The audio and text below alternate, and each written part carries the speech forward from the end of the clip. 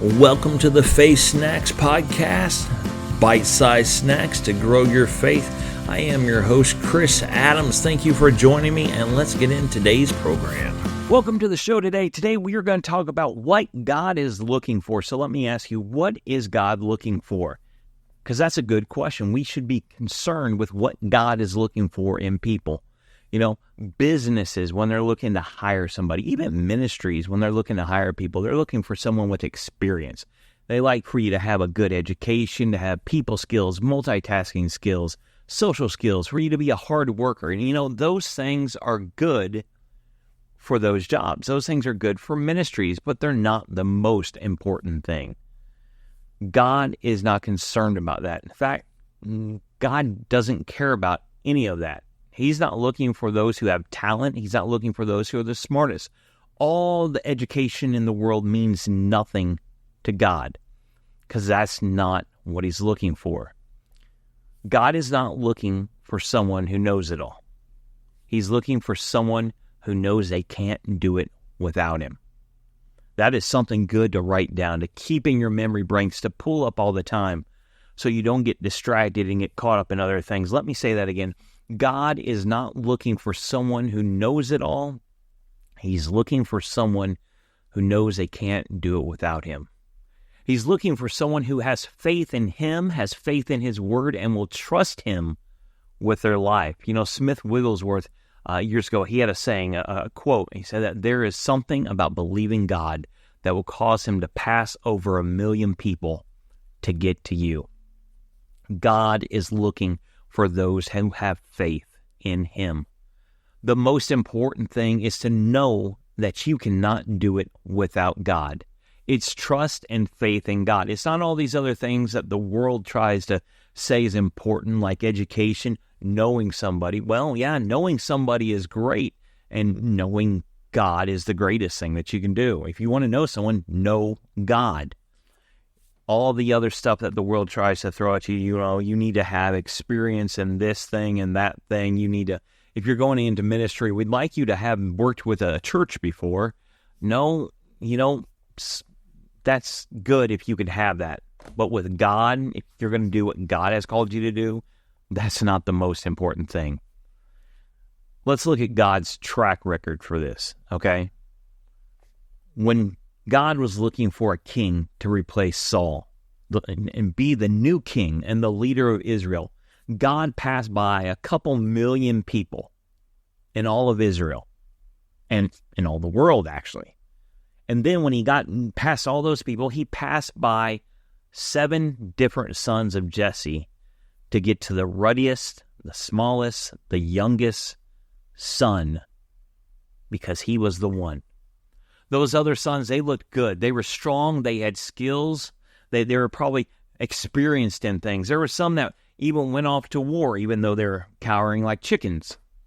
But they were missing key components in what God was looking for. David was a man after God's own heart. He was seeking him because he knew he couldn't do it without him.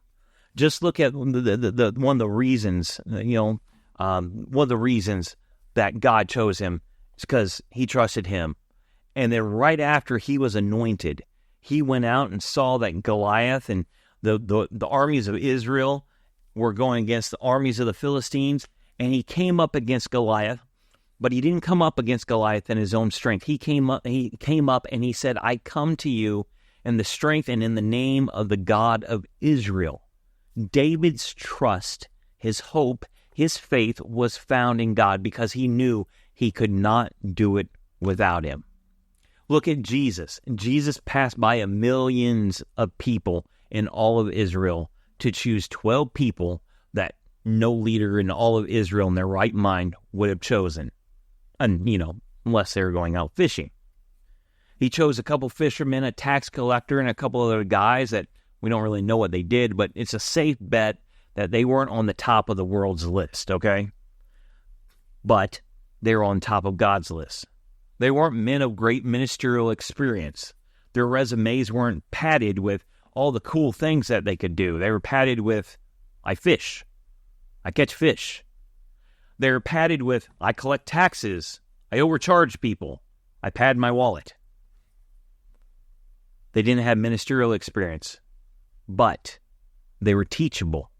They were humble, and they knew they could not do what God had called them to do without God. God is looking for someone who will trust him. He doesn't need your experience to get in the way of what he wants to do. He doesn't need your education to question the big things he's going to tell you to do. He just needs you to believe, because all things are possible to them that believe. If you desire to do anything great for God, or you want to do anything, you want him to do anything through you, that's great. Cultivate a dependence on him. Cultivate an utter and complete dependence on him working through you in your life to get the job done. Get in the Word, build your faith up in what he wants to do through you and for you. You know, your resume may matter to people, but God, he could care less. You know, you may know the Bible from cover to cover, and that's a great thing, but if you're not trusting God, it really means nothing. Trust him. God doesn't need someone who can come to him and tell him that they know what they're doing. It's good, God. You can go, check on the poor or something. He's looking for someone who is completely and utterly dependent on God. Don't be the guy that knows it all. Be the person who knows that they can't do it without God. Thank you for joining me. If you'd like to stay in touch or get connected, you can find me online at www.chrisadams.com, and there you can find all the different social media networks I am on. Thank you for joining me again, and I will see you back here next time.